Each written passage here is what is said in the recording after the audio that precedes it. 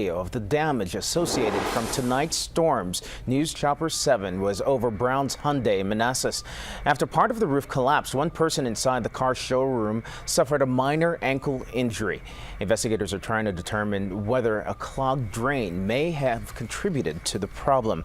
And at the height of the storm, the biggest danger zones were in Arlington and Alexandria, as several neighborhoods were hammered and residents are now cleaning up a big mess. Also tonight, thousands remain in the dark. At last check with Dominion, more than 16,000 customers are without lights. Tonight, about 1,100 Pepco customers are without power.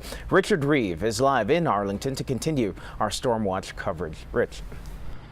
Candace, we are on Columbus Street in Arlington, and you can see there is still a lot of storm debris here. They had a lot of rain, a lot of wind here, and trees were down, power lines are down, and this is the other issue right here. A lot of power lines on the ground, and this was not the only area affected by this storm.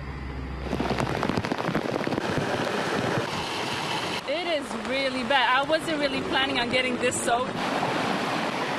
Water everywhere. It's very strong, very heavy, and it's going crazy. This June monsoon hammered the D.C. area, but especially Northern Virginia. It was awful. The worst thing I've ever seen in my life. Along Columbus Street in Arlington, a weather war zone.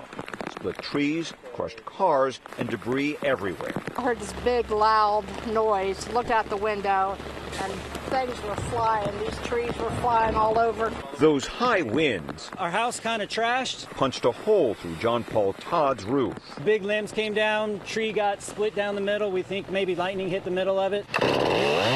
In Springfield, this is what now blocks Walter Serrano's front yard. Water-soaked soil making a big mess. The water current that runs from all that new development, and it runs right, I guess, at the roots of this tree, and it just fell over. Everywhere, rain pummeled down. A headache for drivers on highways and local roads. We were actually driving really slow because we couldn't see anything at all. Fallen trees meant fallen and severed power lines and outages. One more hazard of this June storm. So down power lines, again, another big issue. Now, we're told the gentleman who lives in this house here behind me, his electricity went out when his lines were cut.